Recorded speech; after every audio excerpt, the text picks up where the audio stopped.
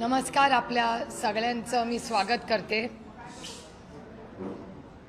आज सकाळपासून एका जबाबदार वर्तमानपत्रात आणि काही प्रसार माध्यमांमध्ये काही गोष्टी आलेल्या आहेत ज्या अधिकृतपणे पक्षाने, राष्ट्रवादी काँग्रेस पक्ष, शरदचंद्र पवार अधिकृतपणे कुठल्याही चॅनलशी किंवा कुठल्याही वर्तमानपत्राशी पक्ष बोललेला नाही।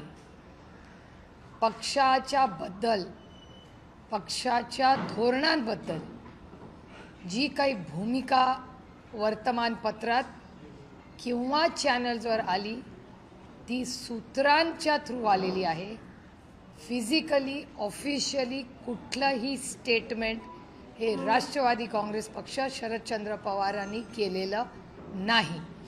त्याच्यामुळे हा सगळा गोंधळ जो मी चॅनल्समध्ये गैरसमज हे पाहिले, त्याच्यामुळे मला असं वाटलं की आदरणीय पवारसाहेब आणि राष्ट्रवादी काँग्रेस पक्ष आणि महाविकास आघाडी आमचे सहकारी, पदाधिकारी, कार्यकर्ते यांच्या मनात पक्षाबद्दल कुठलाही गैरसमज असू नये म्हणून मी आपल्याला विनंती केली, कारण अधिकृत पक्षाने कुठलीही भूमिका मांडलेली नाही।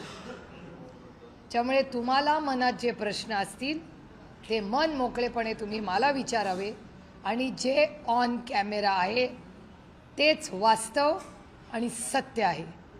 सूत्रांची माहिती, हा बोलला तो बोलला, ऑफ कॅमेरा, ऑन कॅमेरा, चहा पिताना, गप्पा मारताना, त्याच्यात काही तथ्य नाही।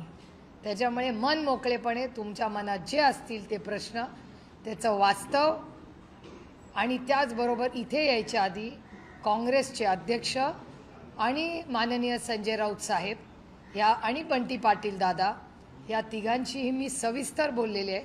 कारण का त्यांनाही काही गैरसमज काय होतं, कोण नागपूरला आहे, कोण आणि कुठे आहे, मग तो बूम घेऊन जातो, त्याला बिचारायला हेड ऑफिसनी काहीतरी सांगितलेलं असतं, मग त्या हेड ऑफिसनी सांगितलेलं तो बिचारा पुढे विचारतो। त्याच्यामुळे हा एक थोडंसं मिसकम्युनिकेशन झालं आहे असं मला जाणवलं। म्हणून मी आपल्याला विनंती केली की तुमचे जे काही प्रश्न आहेत आणि पक्षाची काही ठोस भूमिका आहे ही पक्षाच्या वतीने आदरणीय पवारसाहेब, माननीय जयंतराव, माननीय शशिकांत शिंदे साहेब या सगळ्यांची चर्चा करून सगळ्या खासदारांना आणि आमदारांना माहिती देऊन मी तुमच्या समोर आज इथे बसलेली आहे।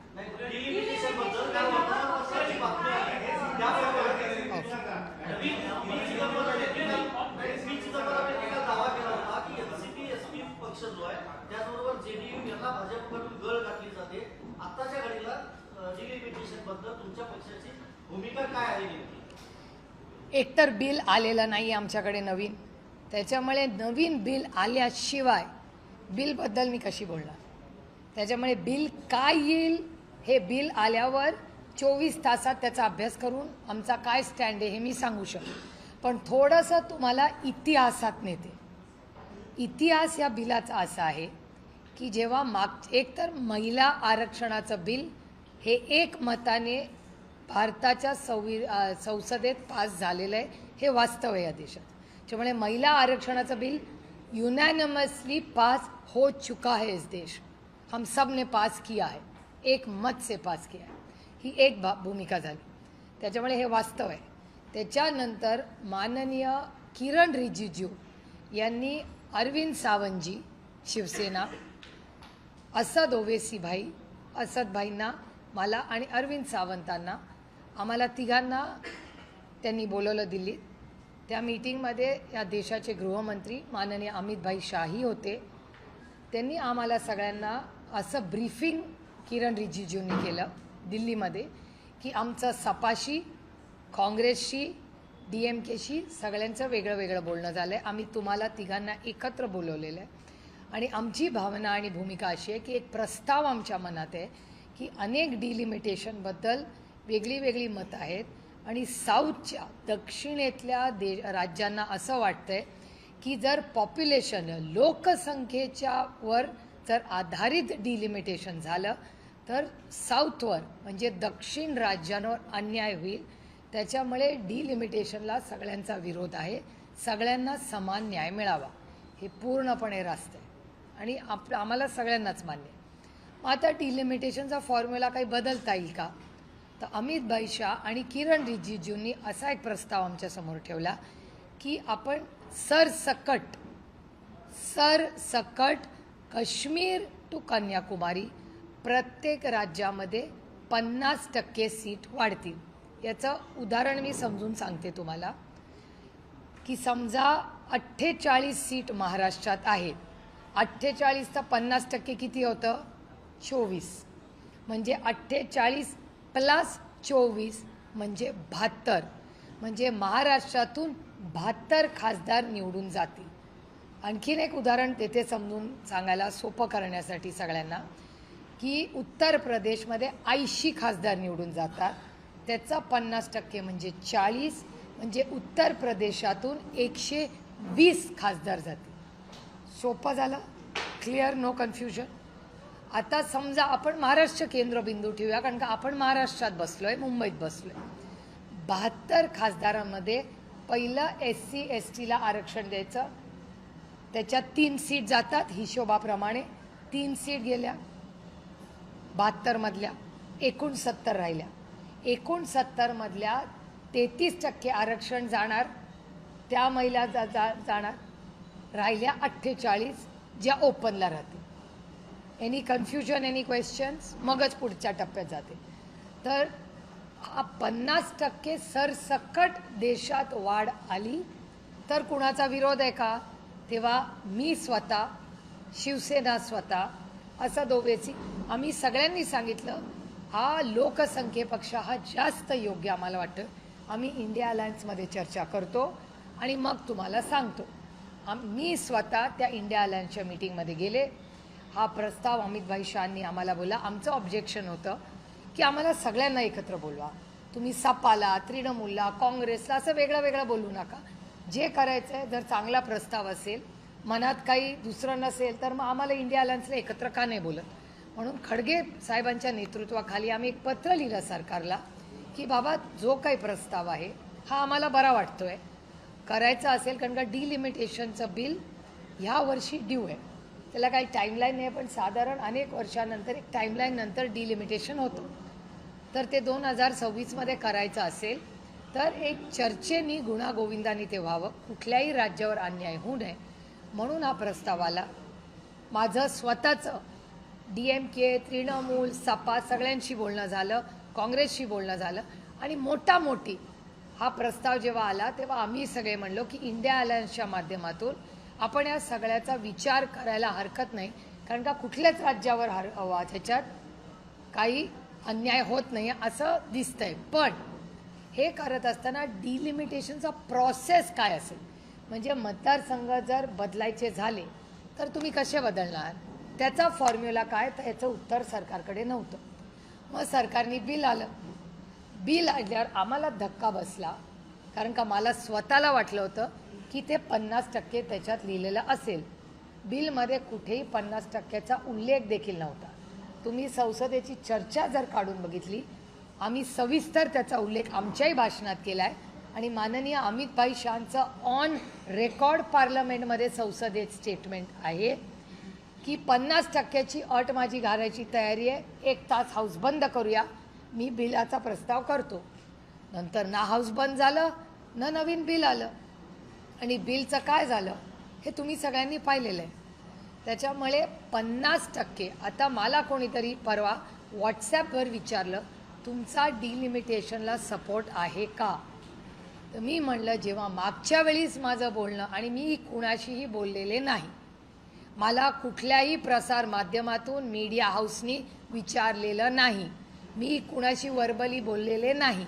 मला काल एक व्हॉट्सॲप आला की आर यू सपोर्टिंग, त्याचं मी उत्तर लिहिलं की we will consider provided, consider इंग्रजी मी रिपीट करते, consider supporting if the 50% cap is to be discussed and the bill how will it be implemented is still a question mark.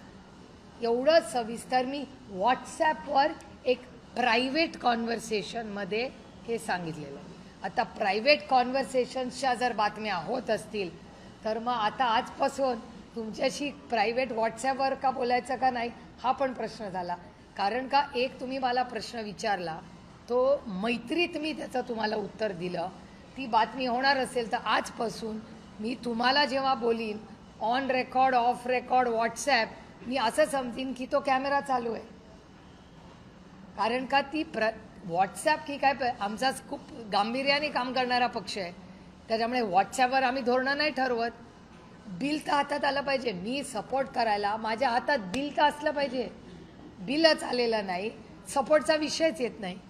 पण जुन्या बिलमध्ये काय होतं याची चर्चा जरूर झाली आहे. मी आजही जेव्हा राऊत साहेबांशी बोलले तेव्हा राऊत साहेबांनी मला हे सांगितलं की हो सुप्रिया तू म्हणलीच आहे बरोबर आहे. मी उद्धवजींशी बोललो. आम्ही अरविंद सावंतांनाही बोलून घेतलं. अरविंद सावंतांनी कन्फर्म केलं की सुप्रिया सुळे असद ओवेसी अरविंद सावंत अमित शहाजी आणि किरण रिजिजू अशी मीटिंग दिल्लीत झाली का तर झाली. ती ऑफिशियलच मीटिंग होती. ती आम्ही काँग्रेसला सांगितली का ऑफकोर्स सांगितली. आणि मी आजही जेव्हा हर्षवर्धन सपकाळांना बोलले मी काँग्रेससाठी बोललेलेच नाही. तुम्ही दाखवावा आज सकाळपासून मी कॅमेरावर काँग्रेसने हा निर्णय घेतला आहे. मी आत्ता पहिल्यांदा बोलते आज मीडियाशी. त्याच्यामुळे या सगळ्या गोष्टी ज्या आहेत it's a storm in a teacup. मला वाटतं त्या खिडक्या बंद करा म्हणजे आवाज येणार. त्यामुळे राष्ट्रवादी काँग्रेस पक्ष शरदचंद्र पवार डिलिमिटेशनच्या बाबतीत जर गरज असेल तर सरकारने प्रस्ताव द्यावा. 50% जो कॅप आहे तो जर सगळ्या इंडिया अलायन्सची आम्ही चर्चा करू आणि योग्य आणि लोकप्रतिनिधी आणि मायबाप जनतेच्या हिताचा असेल तर आमची कुठल्याही विधेयकाला चर्चा करायची तयारी आहे. कारण काही लोकशाही आहे. मी 3 JPCजवर आत्ता आहे. 3 joint parliamentary committees. 1 nation 1 election. मी काल उत्तर प्रदेशवरूनच आले त्याची चर्चा करून. मी नवीन कॉर्पोरेट लॉ येतो आहे त्याच्या JPCवर आहे. आणि तिसरी JPC 130th अमेंडमेंट. त्याच्यामध्ये कुठलाही प्रधानमंत्री मुख्यमंत्री जर 30 दिवस जेलमध्ये गेला तर त्याला सुमोटो काढायचा अधिकार आहे. ह्याचा राष्ट्रवादी काँग्रेस पक्ष शरदचंद्र पवार ताकदीने विरोध करत आहे. 2 JPCजमध्ये आम्ही चर्चेला बसलो आहे. अजून ती JPC पूर्ण झालेली नाही. त्याच्यामुळे 2मध्ये आमची अजूनही चर्चा चालली आहे. 3ऱ्या JPCमध्ये आमचा पहिल्या दिवसापासून त्या विधेयकाला विरोध आहे. कालही होता आजही येऊन उद्या होईल. कारण का कुठलाही व्यक्ती उद्या कुठल्याही नेत्याला जेलमध्ये टाकेल 31 दिवस ठेवेल 31व्या दिवशी त्याला सुमोटो काढता येईल. हे अधिकार कोणाचेही नाही. कारण का केस खरी आहे की नाही या देशामध्ये you are innocent till you are proven guilty.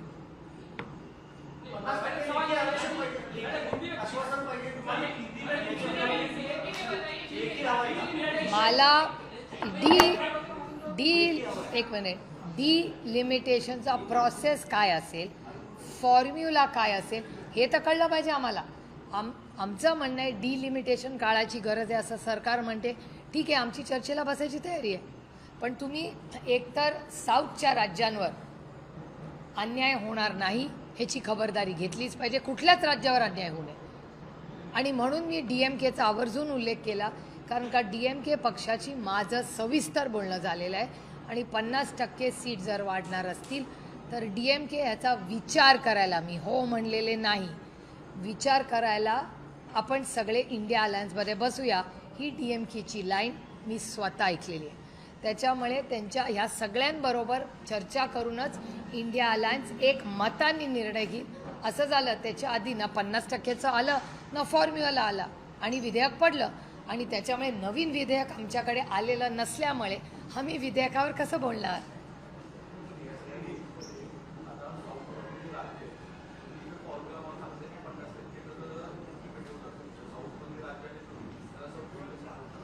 नाही एक तर 50% पण फॉर्म्युला डिलिमिटेशनचा कसा कळणार हे पण आम्हाला कळलं पाहिजे ना.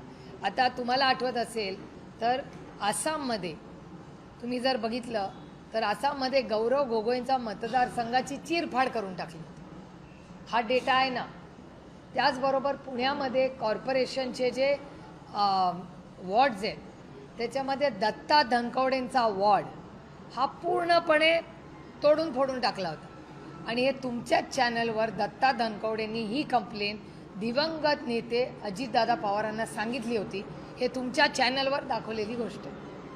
तर पुणा म्युन्सिपल कॉर्पोरेशनमध्ये तोडलेले फोडलेले वॉर्ड, आसामच्या इलेक्शनमध्ये तोडलेले फोडलेले मतदारसंघ, त्याच्यामुळे काळजी वाटणं साहजिक आहे ना. डिलिमिटेशन व्हावं नाही व्हावं, 50% वाढवावं, काय फॉर्म्युलाची चर्चा तर झाली पाहिजे नाही का. सशक्त लोकशाहीमध्ये चर्चा तर झाली पाहिजे. आणि प्रस्तावच आला नाही, त्याच्यामुळे प्रस्ताव नाहीच आला म्हटल्यावर आम्ही बोलणार कसं त्याच्यावर.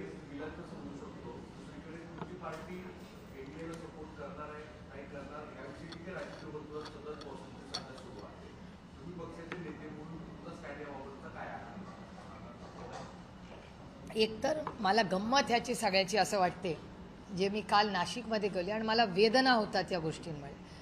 कारण का आमचं आयुष्य काय ब्रेकिंग न्यूज नाही आहे. आम्ही राजकारणात समाजकारणात जेव्हा येतो तेव्हा आमची भावना ही चांगलं पॉलिसी मेकिंग व्हावं म्हणून आम्ही दिल्लीला जातो. म्हणजे मी स्वतः खासदार का झाले याचं कारण मला असं वाटलं की चांगली पॉलिसी मेकिंगचं काम आपण करावं, विधेयकांवर चांगलं काम करावं. आणि विधेयकांवर सोडून बाकी सगळीच चर्चा आमच्याबद्दल होती. एक तर आम्हाला आधी काँग्रेसमध्ये मर्ज केलं, मग आम्हाला BJPत मर्ज केलं, त्याच्यानंतर सेनेत मर्ज केलं. मी परवा नाशिकमध्ये म्हणले आता मनसेच राहिले. तुम्ही आमच्या पक्षाकडून कुठलं स्टेटमेंट आलं आहे? तुम्ही आमच्याच पक्षासाठी आम्ही सोडून सगळे विचार करतायत. आमच्या एकाही आमदार, खासदार, पदाधिकारी, नेता, आमचा कार्यकर्त्याचं कुणाचंही स्टेटमेंट मी कुठल्याही चॅनलवर पाहिलेलं नाही. तुमचे सूत्र तुम्हाला सांगतात. कुठला आमचा नेता येऊन बाहेर म्हणाला आहे काही वेगळं? नेता, कार्यकर्ता, विधायक, खासदार सांगा ना मला. त्यामुळे आमच्याकडे ED CBI नसल्यामुळे आमच्या पक्षाची बदनामी असंच करणार. कारण का आमचे ना कॉन्ट्रॅक्ट्स, ना आमचे ED, ना CBI, ना आईस. त्याच्यामुळे ते काहीच नसल्यामुळे एक पक्ष जो महाराष्ट्राच्या आणि देशाच्या हितासाठी काम करू इच्छितो त्याचं खच्चीकरण कसं करणार? तर असली बदनामी करून. कारण का दुसरी आमची बदनामी करायला काही आईस नाहीच आहे ना आमच्याकडे. विषयच येत नाही ना. जर मी कानपूरला जाणारच नाही आहे तर गुगल करून किती अंतर आहे बघूच कशाला? मग ट्रेननी जायचं, प्लेननी जायचं कशाला? जिस रास्ते जाना ही नहीं उसकी चर्चा ही क्यों करो? आम्ही इंडिया अलायन्समध्ये काम करतोय आणि आमच्या या सगळ्याबद्दल मग काँग्रेस असू दे किंवा ना काँग्रेसने आम्हाला प्रस्ताव दिला ना आम्ही काँग्रेसला प्रस्ताव दिलाय, ना भारतीय जनता पक्षाने आम्हाला प्रस्ताव दिला ना आम्ही दिलाय. त्याच्यामुळे ना NDAचा प्रस्ताव आहे ना काँग्रेसचा प्रस्ताव आहे. आम्ही आहोत तिथे आम्ही सुखी आहोत.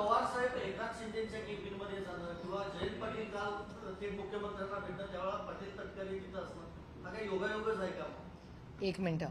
पवार साहेब कॅबिनमध्ये जाणं हा योगायोगच आहे. कारण का ते चालत गेले. आता it's really a boring story. तुम्हाला वेळ असेल आणि त्याला व्ह्युअरशिप असेल तर सांगते. पवार साहेब चालत गेले यांनी असेंब्लीमध्ये आणि मी थोडीशी लेखीच्या ह्यानी नेहमी जरा एजवर असते. कारण का माझं म्हणणं असतं तुम्ही जास्त चालू नका, जास्त एक्झर्शन करू नका वगैरे वगैरे. आणि ते ओव्हर इंडिपेंडंट असल्यामुळे ते हात करून म्हणतात तू गा बस, तुला काय कळत नाही. म्हणून ते आपल्या चालत सुटले नेहमीप्रमाणे. आणि परत येताना तिथल्या कॅमेराजमध्ये या सगळ्या गोष्टी आहेत की काही आमदार साहेबांना म्हणले साहेब तुम्ही आलाच आहे इतक्या वर्षांनी तर आम्हाला पण इथे बसूया. तर जी खोली होती तिथे ते वळाले आणि त्या खोलीत जाऊन ते बसले. आता त्यांना काय माहिती. आणि एक सांगते, असेंब्ली पार्लमेंटमध्ये, संसदेत आणि कुठल्याही असेंब्लीमध्ये फक्त प्राईम मिनिस्टरचं ऑफिस आणि चीफ मिनिस्टरचं ऑफिस ह्या फिक्स जागा असतात.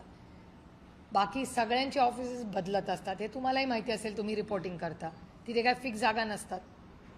कुठलीच आयुष्यातली जागा बाय द वे राजकीय पद्धतीत फिक्स नसते. आणि ज्याला वाटत असेल ती फिक्स्ड आहे ह्या भ्रमात मी तरी नाही आहे. There is nothing permanent in politics ever for anybody for that matter. त्याच्यामुळे ह्या भ्रमात मी नाही आहे. त्याच्यामुळे ते जाऊन तिथे बसले. ते काय 4-5 लोक त्यांना भेटले. हा शिंदे साहेबांचा मनाचा मोठेपणा. अच्छे को अच्छा बोलना चाहिए. आता त्याची न्यूज कराल की शिंदे साहेबांचं ताईंनी कौतुक केलं.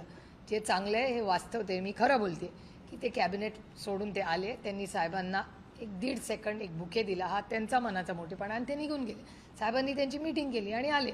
त्यानंतर राऊतसाहेब नाराज झाले. मी स्वतः राऊतसाहेबांना फोन करून सांगितलं की राऊतसाहेब असं असं झालं. दुसऱ्या दिवशी तुमच्याच चॅनलवर राऊतसाहेबांनी हेही सांगितलं की हो मला फोन आला होता, मला आता कळले, आता माझी नाराजी काही नाही. त्याच्यामुळे ती व्यक्ती, ती गोष्ट होऊन ॲक्च्युली खूप जुनी झालेली आहे ती. पण तुम्ही विचारली म्हणून, आणि मी फार इतिहासात रमत नाही, मी आय लिव्ह द मोमेंट, मी वास्तव तेच जगते. कालची घटना, कालची घटना, आता मला सांगा, तुम्ही मला पण हा प्रश्न विचारत नाही आहे. काल माझा ब्रेकफास्ट उत्तर प्रदेशमध्ये योगी आदित्यनाथजींबरोबर होता, माझं लंच डिम्पल यादवांकडे होतं. मग तुम्ही मला हा प्रश्न विचारत नाही की तुम्ही यांना का भेटला? हा पण प्रश्न आहेच ना. योगीजींकडे आम्ही गेलो होतो वन नेशन वन इलेक्शनच्या कामासाठी. हा योगीजींनी एक मुख्यमंत्री म्हणून आम्हाला गाईड दिलं, आम्ही भेटलो, आम्ही फोटो काढला, आम्ही ट्विट केला त्यांचे आभार मानून. डिम्पल यादव आणि अखिलेश यादव यांचे आमचे कौटुंबिक संबंध आहेत. मी त्यांना भेटायला गेली उत्तर प्रदेशला गेल्यावर. धर्मेंद्र भैया आणि मी पूर्ण 2 दिवस एकत्र होतो सपामध्ये. ह्या काय प्रत्येकजण कुणाला भेटला म्हणून काही कट कारस्थानासाठीच भेटतं हे खरंच मनातून काढून टाकाय. दुर्दैव आहे की महाराष्ट्राच्या राजकारणात कोणी भेटलं म्हणजे काहीतरी कट कारस्थान करते. एक हा माझा मुद्दा. जयंतराव काल ऑफिशियली माननीय मुख्यमंत्र्यांचा वेळ मागून गेले होते. माननीय मुख्यमंत्र्यांना ते हे सांगायला गेले होते की राष्ट्रवादी काँग्रेस पक्ष शरदचंद्र पवार ह्याचा नगराध्यक्ष आहे, त्या नगराध्यक्षावर चुकीच्या पद्धतीने ॲक्शन घेतलेली आहे. बरोबर ॲक्शनचा टायमिंग बघा, हाऊस चालू असताना ॲक्शन नाही झाली, बरोबर असेंब्ली संपली आणि 2 दिवसात ॲक्शन झाली. हा योगायोग आहे. हा एक भाग झाला. जयंतराव तर ऑफिशियली गेले होते, गाडीने गेले, गाडीने आले. त्यांनी जयंतरावनी काय हुडी बुडी घातली नव्हती, ऑफिशियलीच गेले, काही प्रॉब्लेम नाही. एक तिथे सुनील तटकरे जी आणि प्रफुल्ल पटेलजी होते का नाही ह्याचं उत्तर माझ्याकडे नाही. आणि हा प्रश्न मला विचारायच्या ऐवजी हा प्रश्न तुम्ही माननीय देवेंद्रजींना विचारला पाहिजे, कारण काही मीटिंग त्यांच्या घरी झाली. वर्षा बंगल्यात ते राहतात ना, त्याच्यामुळे त्यांच्या बंगल्यात कोण येतं जातं हे आम्ही कसं सांगणार? आम्ही सामान्य माणसं, आम्ही साधे विरोधी पक्षातले खासदार, आम्हाला कसं माहिती असेल माननीय मुख्यमंत्र्यांच्या घरी कोण जातं नाही? ह्या सगळ्या प्रश्नाची उत्तरं तुम्ही त्यांना विचारावं लागेल. आमच्या पक्षाचे नेते इस्लामपूरच्या, ईश्वरपूरच्या कामासाठी गेले होते, ऑफिशियली वेळ मागून गेले होते, त्यांचं काम झालं आणि पुढच्या दरवाज्याने गेले आणि पुढच्या दरवाज्याने परत आले.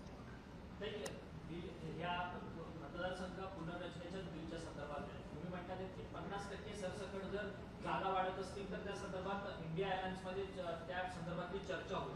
परंतु जर एकीकडे पाहिलं तर हे जे काही पुनर्रचना होते त्याच्यानुसार उत्तर भारताला एक वेगळं माप दिलं जाणार आहे, दक्षिण भारताला एक. तसं होणारच नाही ना. जर 50% आलं तर मग कसं माप होईल? स्टँडर्डायझेशनच होईल ना, काश्मीर टू कन्याकुमारी. मेजॉरिटी मतदारसंघ वाढणार, अर्थातच तिथे 500हून अधिक मतदारसंघ बनतील, दक्षिणेकडे 300 मतदार. आत्ता जसं आहे तसंच होईल. आत्ता जो बॅलन्स आहे तोच 50% वाढला तर आहे. आत्ता जेवढे तेवढीच टक्केवारी राहणार ना, टक्केवारी थोडी बदलते. परंतु एकीकडे उत्तर भारतात जो डॉमिनेट करणारा पक्ष असेल तोच संपूर्ण देशभर राज्य करत. Not necessary. सगळं साऊथ हारले तर कसं करतील? किती सीट आल्या तरी 800 सीट होतील ना, मग गेम विल चेंज.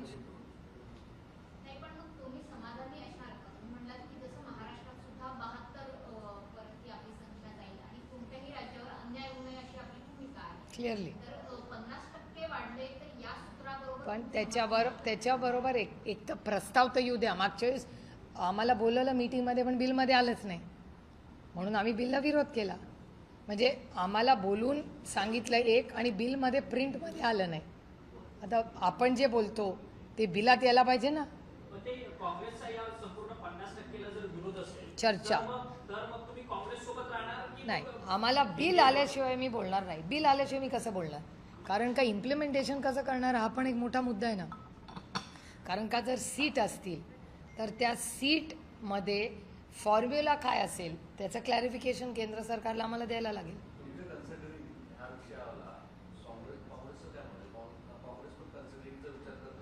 त्याचं ते काँग्रेसला विचारा. मला नाही, जेव्हा मोठी आमचं इंडिया अलायन्समध्ये मीटिंग झाली होती तेव्हा आमचं सगळ्यांचं एक मत होतं की फॉर्म्युला काय हा आम्हाला इन रायटिंग पाहिजे. इन रायटिंग असल्याशिवाय कसं आम्ही मतदान करणार. आणि हे पार्लमेंट आहे काय माझ्या घरचा कार्यक्रम नाही आहे की आता तुम्हाला एक वाटलं मला एक वाटलं ठरवलं असं नसतं. It's a very serious bill. नाही, फॉर्म्युला काय, जसं आसाममध्ये मतदारसंघ तोडले फोडले तसं होऊ नये. डिलिमिटेशन व्हावं ते कुठल्या तरी नियम कायद्यात झालं पाहिजे, कुठल्या एका पक्षाच्या मनमर्जीनी नाही. पण सातत्यानं जयंत पाटील यांच्यावरती प्रश्नचिन्ह उपस्थित होतं कारण की या जयंत पाटलांनी सगळ्या आमदारांची मीटिंग विधिमंडळात घेतली, त्याच्यानंतर प्रत्येकाची मतं जाणून घेतली, अशा पद्धतीच्या बातम्या समोर आल्या. एक मिनिट, जयंतरावांनी मीटिंग कुठे घेतली, विधिमंडळ कधी, या अधिवेशनामध्ये कधी घेतली, आतला कंटेंट तुम्हाला कोणी सांगितलं, सूत्र कोण आहे. मग सूत्र जर सांगत नसेल तर त्या सूत्रावर कशाला विश्वास ठेवताय. कारण का त्या सूत्रांनी जे सांगितलं आजपर्यंत खरं आलं का, काय त्याच सूत्रांनी तुम्हाला हे सांगितलं. मग हा सूत्र खूपच ग्रेट आहे ज्याला सगळ्या पक्षातलं सगळं माहिती आहे.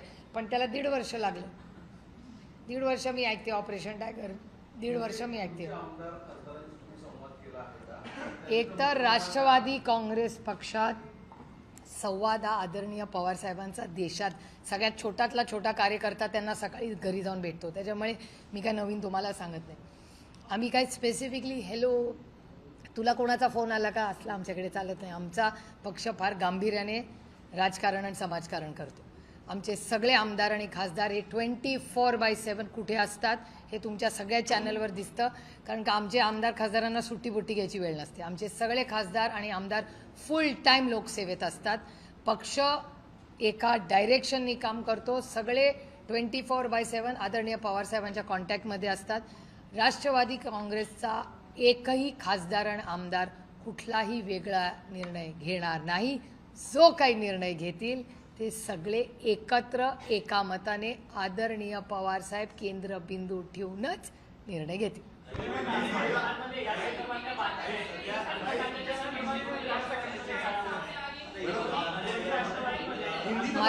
मराठी जय महाराष्ट्र. पहिलं मराठी संपू दे.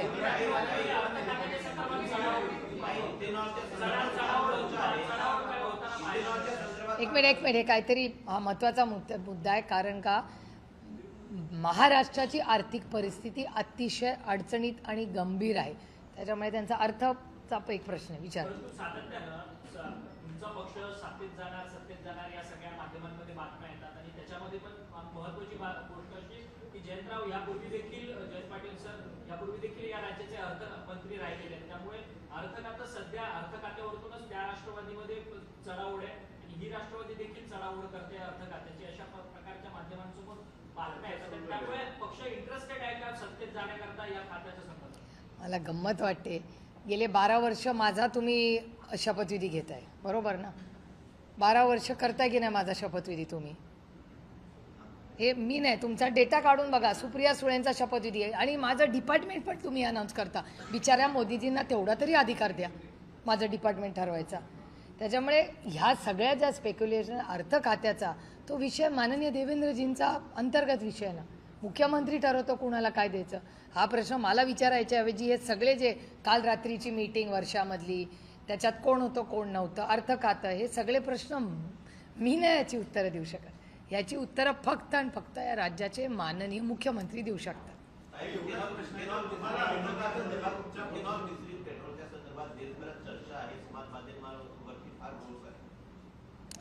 आता 19 तारखेला इंडिया अलायन्सची मीटिंग आहे दिल्लीत. अर्थातच आम्ही त्याला जाणार आहे. आणि 20 तारखेला आमच्या वतीने इंडिया अलायन्सच्या मीटिंगला आणि ऑल पार्टी मीटिंग जी किरण रिजिजूंनी बोलवली आहे पार्लमेंटरी अफेअर्स मिनिस्टर म्हणून, त्याला आम्ही 2 गोष्टीची म्हणजे 2-3 महत्त्वाच्या मुद्द्याची आम्ही मागणी करणार आहोत पक्षाच्या वतीने.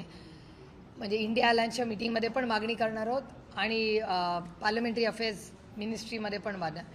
एकमध्ये हा जो पाण्याचा प्रश्न आणि शेतकऱ्यांचं मोठं आव्हान राज्यात आणि देशात ह्याच्यावर एक सविस्तर चर्चा देश पातळीवर झाली पाहिजे. एक त्याच्यानंतर दुसरं म्हणजे पिण्याचं पाणी, शेतीचं पाणी, एक जेनरिक चर्चा आणि सरकारचा काय प्लॅन आहे ह्याच्यासाठी, हा पहिला मुद्दा.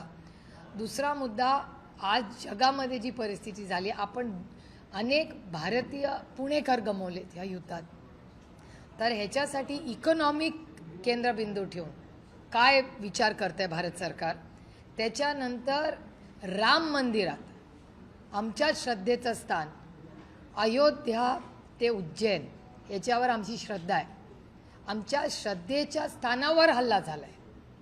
त्यामुळे अयोध्या टू उज्जैनमध्ये दोन्हीकडे जर भ्रष्टाचार झाला असेल, हे तुमच्या चॅनलने दाखवलेलं आहे की भ्रष्टाचार झालेला आहे. काँग्रेस राष्ट्रवादीवर ह्याच भारतीय जनता पक्षाने टोकाची भूमिका घेतली होती. आमचे अनेक नेते जेलमध्ये टाकले, असे आरोप झाले आणि आत्ता ते मंत्रिमंडळात आहेत. म्हणजे ज्यांना भारतीय जनता पक्षाने जेलमध्ये टाकलं ते आज मंत्रिमंडळात आहेत. त्याच्यामुळे मग ते भ्रष्ट होते का नाही तो आता एक आईसचा एक वेगळा विषय, तो मी आज बोलणार नाही. पण आमच्या श्रद्धेच्या स्थानी आम्हाला प्रचंड वेदना आणि दुःख झालेलं आहे की ज्या मर्यादा पुरुषोत्तम रामांचं मंदिर बांधलं, त्या मर्यादा पुरुषोत्तम राम आणि उज्जैनच्या मंदिरामध्ये, या दोन्ही मंदिरांमध्ये झालेला भ्रष्टाचार, चोरी, हा शब्द मला चोरी म्हणताना पण कसं तरी होतं आहे. कारण का मंदिर म्हणजे आपल्या श्रद्धेचं स्थान आहे, त्याचा आणि चोरीचा हा विषय एकत्र येणंच म्हणजे खरंच शर्मेने मान खाली घालावी. मग ह्याच्याबद्दल काय करतं आहे केंद्र सरकार. आणि जे मंदिर आहे उत्तर प्रदेशमधलं, ते उत्तर प्रदेशमधलं प्रभू श्रीरामांचं मंदिर, ह्याचा जो ट्रस्ट आहे त्याचा सगळा कंट्रोल केंद्र सरकारच्या हातात आहे. मग केंद्र सरकार काय ह्याच्याबद्दल ॲक्शन घेणार आहे. आणि वाईट एकाच गोष्टीचं वाटतं की आमच्या श्रद्धेस्थान जे आहे त्याचे लोकप्रतिनिधी ह्या देशाचे प्रधानमंत्री आहेत. जरी ते एका पक्षाचे असले तरी देशाचे प्रधानमंत्री आहेत, ते तुमचे माझे सगळ्यांचेच प्रधानमंत्री आहेत. प्रधानमंत्र्यांच्या मतदारसंघात केंद्र सरकार जे ट्रस्ट चालवतं त्या ट्रस्टमध्ये जर भ्रष्टाचार आणि चोरी प्रभू श्रीरामांच्या मंदिरात होत असेल तर मग कुणावर विश्वास ठेवायचा हो. माणुसकीवरचाच विश्वास उठायचा अशी परिस्थिती झाली आहे. त्यामुळे आमच्या श्रद्धा ह्याला ठेच पोचवली, ह्याचं दुःख आयुष्यभर राहील.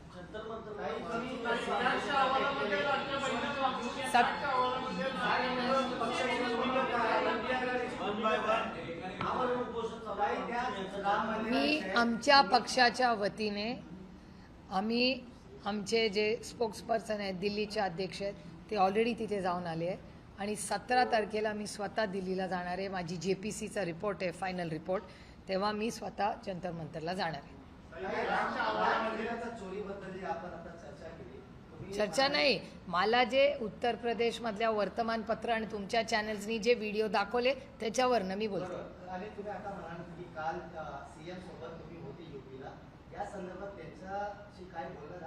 नाही, कालची चर्चा वन नेशन वन इलेक्शन बद्दल होती.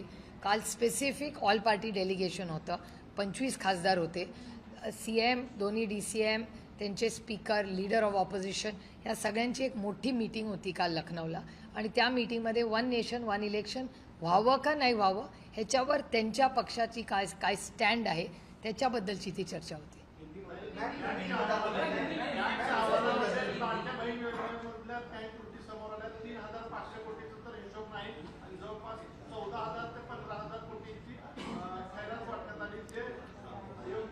लाडकी बहीण योजनेची चौकशी झाली पाहिजे. त्याला वेळ पडली तर SIT बसवा, पण एक न्यूट्रल चौकशी झाली पाहिजे. हे दुर्दैव आहे, बहीण भावाच्या नात्यापेक्षा कुठलंच नातं पवित्र नसतं. प्रभू श्रीरामांना फसवलं, त्यांचं नाव खराब केलं या लोकांनी. आता बहिणीच्या नात्यामध्ये पण आता हे सगळं दिसतंय. हे अतिशय वाईट आहे. आणि महाराष्ट्र आणि प्रभू श्रीराम ह्यांच्यामुळे, म्हणजे बहीण आणि प्रभू श्रीराम ह्या दोन्ही गोष्टी आस्थेच्या आणि प्रेमाच्या आहेत. त्यामुळे आम्हाला अंतःकरणातून दुःख आणि वेदना होत आहेत त्याच्यामुळे.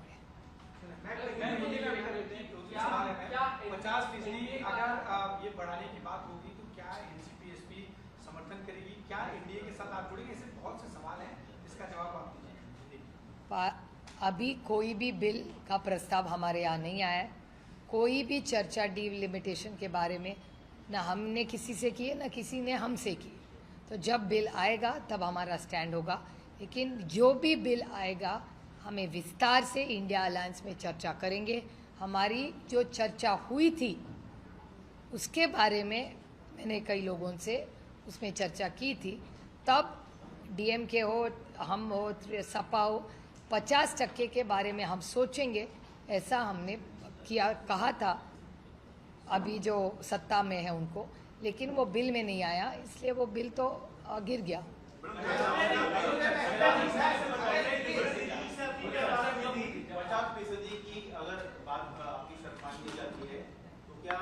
मेरी शर्त नहीं है वो, हमारी डिमांड ही नहीं है। जो चल रहा है वो ठीक चल रहा है।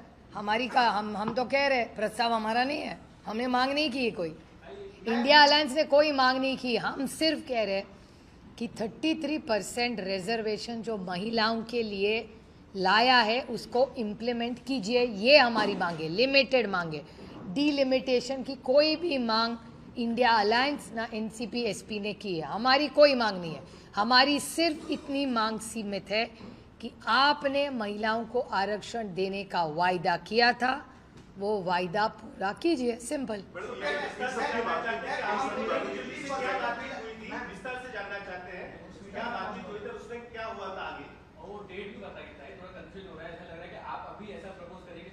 नहीं, अभी नहीं, अभी तो बिल ही नहीं आया, पार्लियामेंट का सेशन ही चल नहीं रहा है।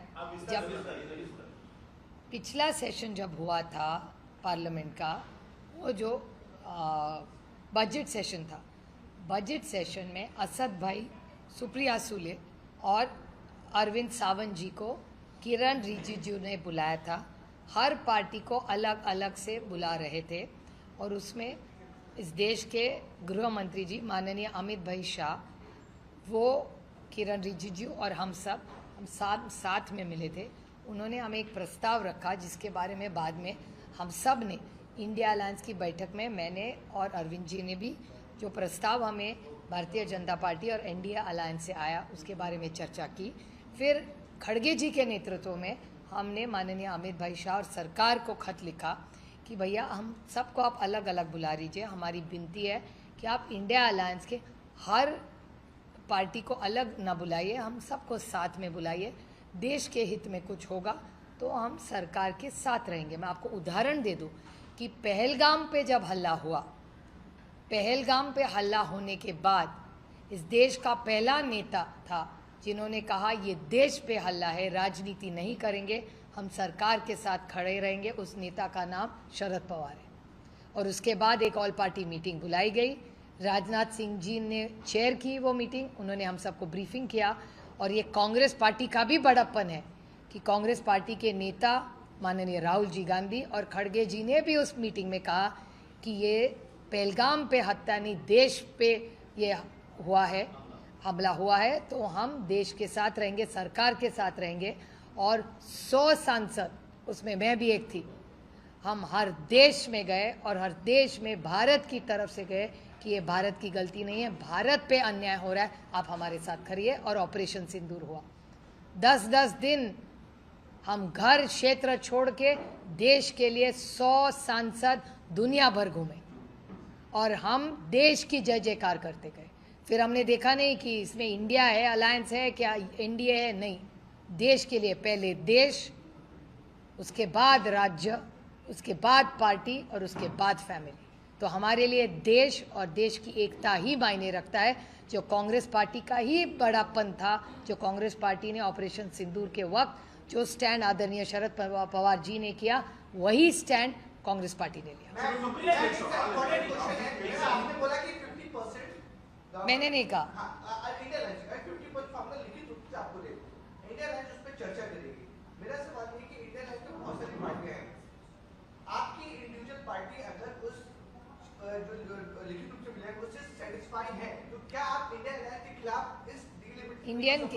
इंडिया अलायंस के खिलाफ जाने का सवाल ही नहीं आता, क्योंकि इंडिया अलायंस का हर घटक उस दिन हाँ ही कह रहा था।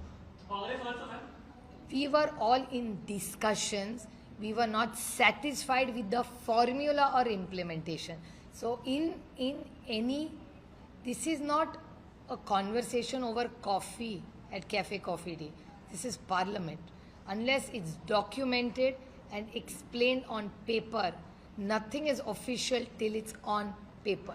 So unless ये हवा की बातें कोई मायने नहीं रखता पार्लियामेंट में. लेकिन सबसे सवाल खड़ा होगा, इंडिया अलायंस में डिसीजन कौन लेगा? शरद पवार साहब लेंगे, आप लोगे, कांग्रेस लेगी, राहुल गांधी लेंगे, डिसीजन कौन लेगा कि हम इस बिल के खिलाफ नहीं है या फिर इस बिल के खिलाफ हैं?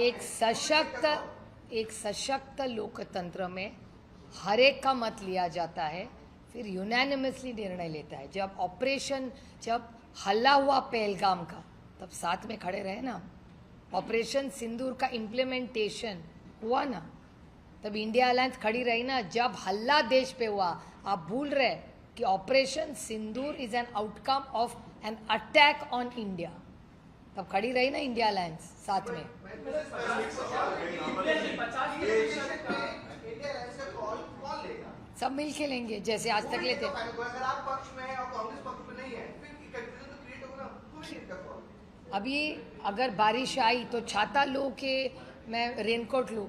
These are very vague discussions. These are very serious bills. Party के भीतर क्या आपकी राय? पार्टी के भीतर नेताओं की आपकी ये तो अधिकार ही नहीं है मुझे. मैं इंडिया अलायंस का घटक हूँ. तब जो होगा तो साथ में सोचेंगे. बड़ा काम, ये बिल बहुत इम्पोर्टेंट है इस देश के लिए. इतने हल्के में हम लोग चर्चा नहीं करते. हम साथ में बैठेंगे जो देश के हित में होगा. आप मैं और एक उदाहरण दूँ. जीएसटी का बिल हमने पास किया ना. आप चिदम्बरम जी के बारे में कह रहे थे. चिदम्बरम जी ने कितने सुझाव दिए थे उस बिल में? आप उनका भाषण निकालिए. बहुत सारे सुझाव दिए थे और हम सब ने मिलके जीएसटी का यूनानिमसली बिल पास किया था, क्योंकि वो बिल हमारा ही था. मनमोहन सिंह जी का बिल था जीएसटी का, जो मोदी साहब ने pass KIA.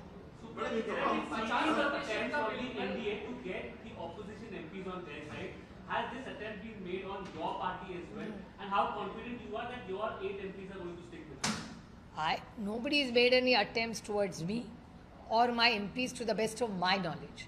So, I mean, I don't have so much spare time to indulge in gossip. And I don't believe in sources, I believe in reality. So let me reassure you that all 8 MPs of NCP SP and all our MLAs, we stick together.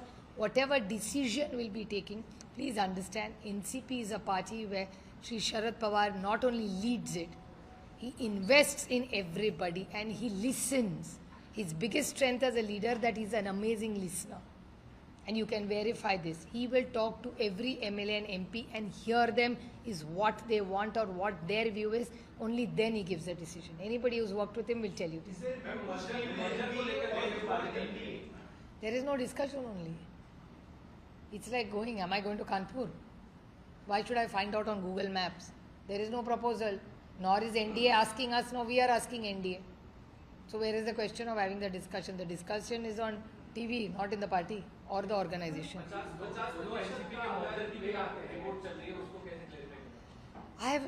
First of all, I don't owe anybody an explanation. I only an explanation to the NCP SP cadre.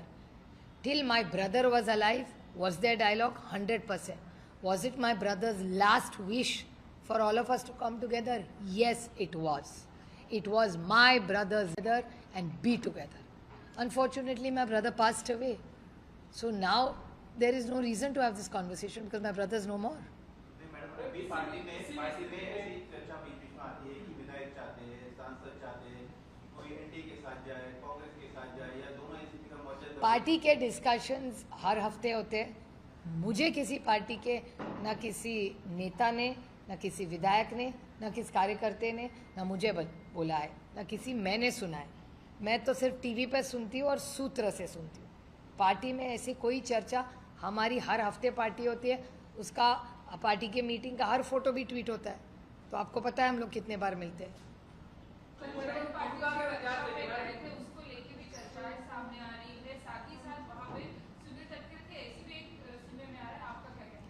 देखिए, जयंत पाटिल जी हमारे party के बहुत वरिष्ठ नेता है. कल वो officially time लेके माननीय मुख्यमंत्री जी को मिलने गए थे. ओपनली गए गाड़ी से और फ्रंट डोर से गए, फ्रंट डोर से वापस आए. एक बाकी माननीय मुख्यमंत्री जी के घर के ऑफिस में और कौन था, इसका जवाब मैं कैसे दे सकती हूँ. इसका जवाब सिर्फ माननीय मुख्यमंत्री जी से, उनका घर है. वो जिसको बुलाए ना बुलाए हमको कैसे पता होगा. पार्टी में भी देखें तो अजीत दादा पवार के साथ जो लोग उस वक्त गए एनडीए का हिस्सा होना चाहते थे वो चले गए, पार्टी में एक राय नहीं. नहीं है, जिसके खिलाफ आप रहे हैं शरद पवार हैं, क्या फिर से कोई ऐसी बात बन सकती है चाहे वो डिलिमिटेशन को लेकर हो कि एनडीए के साथ जाना चाहिए, एनडीए के साथ देना चाहिए? अभी तो क्या आज उस वक्त आप तैयार हो नहीं, जाएंगे? आज के दिन में तो पार्टी में कोई चर्चा ही नहीं है, प्रस्ताव ही नहीं है। तो प्रस्ताव ही नहीं है तो बात किस बारे में करेंगे? अभी राज्य के सामने क्या है, देश के सामने क्या है? आज बारिश, पीने का पानी, ये तो बड़े मसले हैं ना देश के सामने। अजीत दादा पवार जब गए तब हालात बहुत अलग थे। आज दादा नहीं रहे इसलिए मैं कुछ नहीं कहूँगी इसके बारे में, लेकिन आप भी जानते हैं और मैं भी जानती हूँ कौन क्यों गया। लेकिन आज मेरा भाई नहीं है तो मैं उसके बारे में कुछ नहीं कहूँगी। लेकिन उस वक्त जो प्रेशर था यानी दादा मान रहे थे कि चले जाना चाहिए, क्या विद इन पार्टी अभी भी उस तरह का प्रेशर कहीं से है कि हाँ एनडीए का हिस्सा हो जाना चाहिए, सत्ता के साथ जाना चाहिए, कई काम हो जाते हैं, आज के दिन हमारे पार्टी में ऐसी कोई ही चर्चा नहीं है, ना प्रस्ताव आया है, ना हमने किसको प्रस्ताव दिया।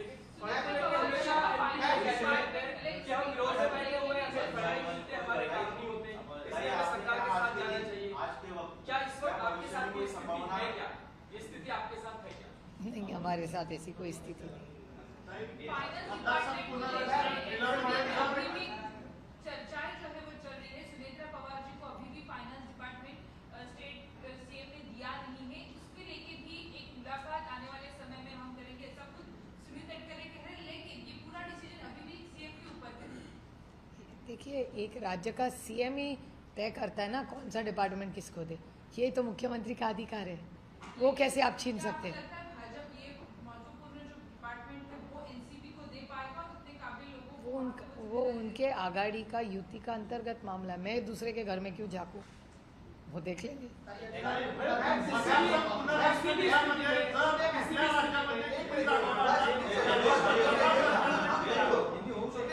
डिलिमिटेशन को लेकर सवाल है, आप उनका विरोध भी नहीं कर रही है, आपका कहना है कि अगर कुछ कंडीशंस हैं तो यार आप लोग सपोर्ट करेंगे, is it correct? That's not what I'm saying. Let me reiterate what I have said. First of all, मैं रिपीट कर रही हूँ आपके लिए, आपकी जानकारी के लिए, एक आज के दिन डिलिमिटेशन के बारे में कोई प्रस्ताव नहीं है। तो जो प्रस्ताव है ही नहीं उसके बारे में मैं कैसे बोल पाऊंगी, क्योंकि मैं एक सशक्त लोकतंत्र की एक लोक प्रतिनिधि हूँ। सामने कुछ है ही नहीं तो उसके बारे में मैं कैसे बोलूँ? I don't know what they have in mind. तो जब तक बिल नहीं आएगा तो हम कैसे बोलेंगे?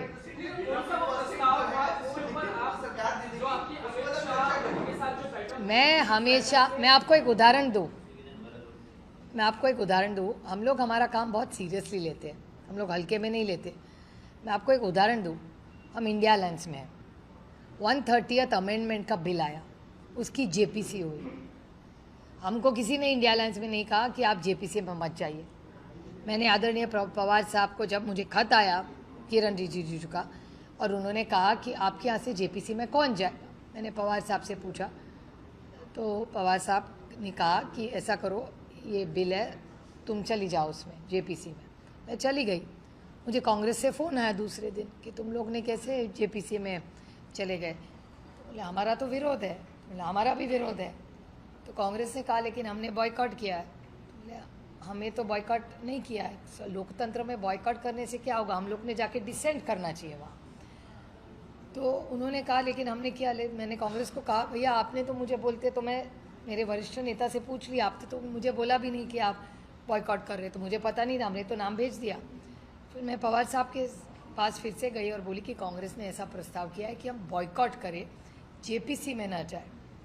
तो पवार साहब ने मुझे कहा देखो मेरी राय ऐसी है कि पार्टी से आप सबसे बात कर लो, सब सांसदों से बात कर लो, लेकिन मेरी राय ऐसी है कि वो जॉइंट पार्लियामेंट्री कमेटी एक प्रोसेस का एक भाग है। बॉयकॉट करने से कुछ नहीं होगा क्योंकि it gives equal representation to a issue. अगर तुम उसमें चली जाओगी तो हमारा डिसेंट रिकॉर्ड पे आएगा। बॉयकॉट करोगी तो किसी को पता नहीं चलेगा कि तुमने बॉयकॉट किया है। रिकॉर्ड पे लाओ कि हमारा डिसेंट है, हमारा रिकॉर्ड पे आएगा कि NCP SP is against this bill and we are giving a dissent note 1। दूसरी बात, जब मैं जेपीसी में गई और मुझे ध्यान में आया कि कोई ऑपोजिशन इंडिया अलायंस की पार्टी नहीं है, मैंने चेयरमैन को विनती की, आप फिर से सबको विनती की, सब पार्टियों को हमने विनती की कि आप सब आइए, विटनेस करिए और डट के विरोध करिए। लेकिन उनका सबकी राय ऐसी रही कि उनको विरोध नहीं करना है, उनको बॉयकॉट करना है। ठीक है, उन्होंने बॉयकॉट किया। असद ओवैसी और सुप्रिया सुले दोनों हैं उस जेपीसी में, हम डट के विरोध करते हैं उसका। मेरी डिसेंट नोट कल चली जाएगी, आपको रिपोर्ट में दिखेगी। तो तब इंडिया अलायंस में कांग्रेस ने बॉयकॉट की जेपीसी, हमने बॉयकॉट नहीं की, हम उसी में गए लेकिन विरोध किया।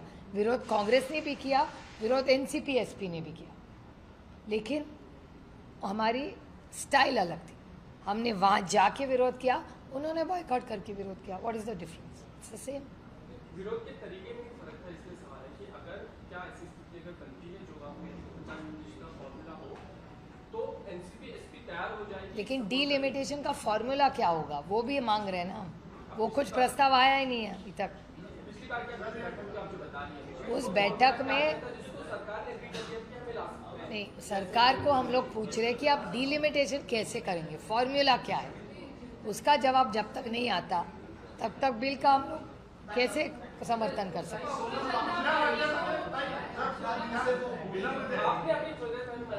बिलचा ड्राफ्ट जोपर्यंत हातात येत नाही तोपर्यंत पक्ष निर्णय घेऊ शकत नहीं। जब तक बिल मेरे हाथ में नहीं आ सकता तब तक मैं पार्टी में किससे चर्चा करूं। और हमारे पार्टी में जब बिल आता है तब पूरी सबसे चर्चा होने के बाद ही आदरणीय पवार साहब निर्णय लेते हैं।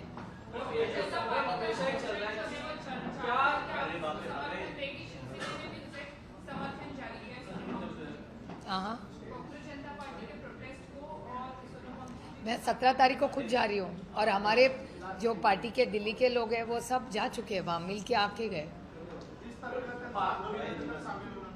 कधी कुठल्या 20 तारखेला कोणाचं? आम्हाला काय अजून काय त्यांच्याकडून प्रस्ताव किंवा माहिती काय आलेली नाही। जेव्हा येईल तेव्हा बघू। पण 17ला मी स्वतः जाणार आहे। जिस तरीके से एनडीए को लेकर क्या कोई भी पार्टी का दबाव बने तो आप एनडीए का हिस्सा किसी भी कीमत में नहीं होंगे बीजेपी का? एनसीपी कभी भी एनसीपी एसपी किसी के दबाव में आने वाली पार्टी नहीं। ना हम दबाव में कल थे, ना आज है, ना कल रहेंगे। हम दबाव में कोई काम नहीं करते। ये देश दबाव से नहीं चलेगा या किसी की मनमर्जी से नहीं चलेगा। ये देश सिर्फ और सिर्फ भारत रत्न डॉक्टर बाबा साहब अम्बेडकर के संविधान से चलेगा।